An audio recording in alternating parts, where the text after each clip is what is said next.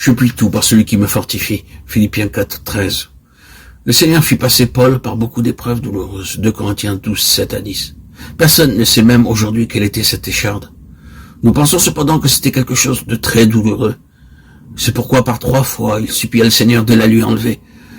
Paul n'était pas bougon, jamais il ne se plaignait ou murmurait dans les épreuves qu'il traversait. 2 Corinthiens 11, 24 à 28. Malgré toutes ces souffrances, il ne s'est jamais plaint une seule fois. Il savait comment traverser les souffrances les plus douloureuses. Jamais il ne dit « Oh Seigneur, ne me fais plus passer par ces souffrances. » Puis lui vint cette écharde dans la chair. Elle était si douloureuse qu'il pria 3 fois le Seigneur de la lui enlever. Il dit « Je ne peux plus la supporter davantage, c'est trop douloureux pour moi. » Le Seigneur lui dit « Ma grâce te suffit. » Dieu poursuivait un but en permettant l'écharde. Tout d'abord, le garder humble afin qu'il ne s'élève outre mesure. Ensuite, pour lui démontrer la puissance de la résurrection.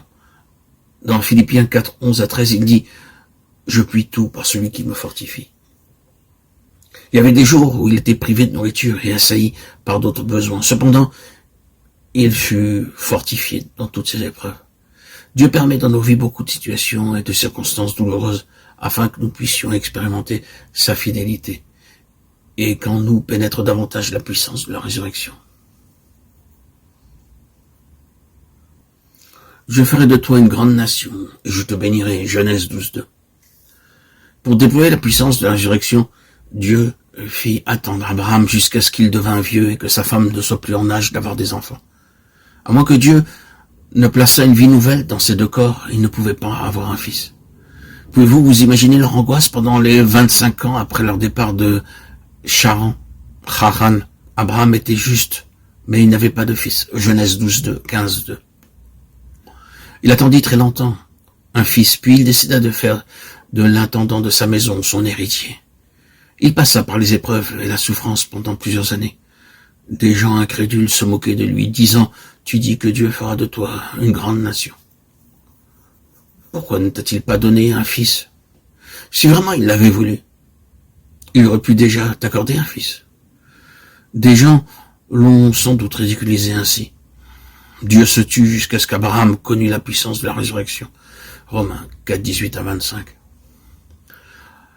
Cette foi lui fut donnée après 24 ans d'attente. Alors, il découvrit que Dieu avait versé en lui et sa femme la puissance de la résurrection, bien qu'ils ne fussent plus en âge d'enfanter.